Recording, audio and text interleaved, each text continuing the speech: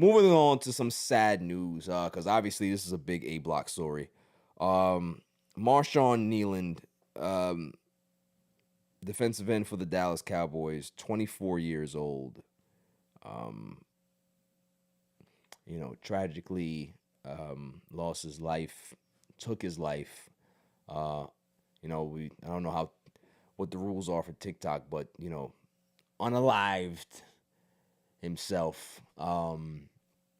And just really, really heartbreaking. I mean, you think about, I think he had a touchdown on Monday night. Mm-hmm. And to have that stark contrast to this, it's just like, we were talking off mic and when we were setting up, it's just like, we really have a mental health uh crisis in this country, Silent Assassin. And I don't know if we'll ever have the legislation, whether it be um, statewide or federal wide, whatever it is, that is gonna be able to help slow this down or get people the assistance that they need. Man, it's like, why do we constantly have to hear these stories? It's just really, really heartbreaking, man, to have somebody that young feel the need to have to unalive himself and think that the world is better off without him here. When the news broke, everybody was just like shocked and what happened. We just saw him on Monday. I'm sure he was at Cowboys practice and all this other stuff. And it's just like the police report, the statement comes out, right? And you're like, what the hell happened? How did it get from there to there?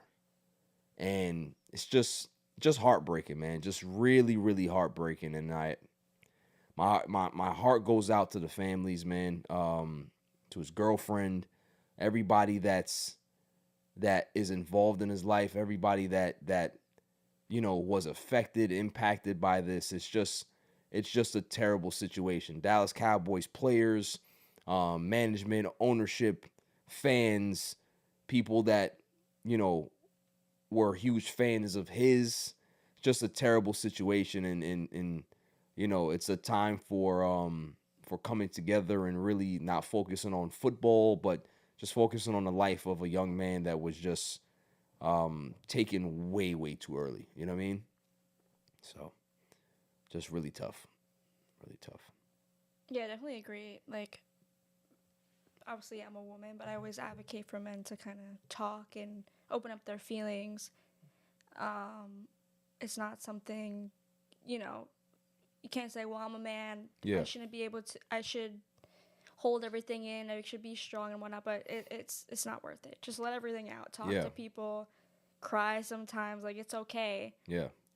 because it's not worth it to hold all that in and then not be able to take it one day and just let it all go. And Nah, it's then, true. yeah. It's So, definitely true. yeah. It's just one of those things where it's just like, you know, you're you're trained as a kid to, especially like when you're a man, even a black man, to you got to deal with so much. You have to internalize so much. You have to keep it pushing. And we're starting to realize that that particular method is not successful because we all battle uh, certain roadblocks and trials and tribulations in our lives, and you need to communicate. You need to find positive outlets to be able to get that frustration out, to have certain people in your life to be able to turn to and vent to and have that level of support. And there's so many people out there suffering in silence, and hopefully we can be able to turn the corner on this and really get people the help that they need and show them that it's that you're not alone. There's so many people out there that are suffering, and hopefully we can be able to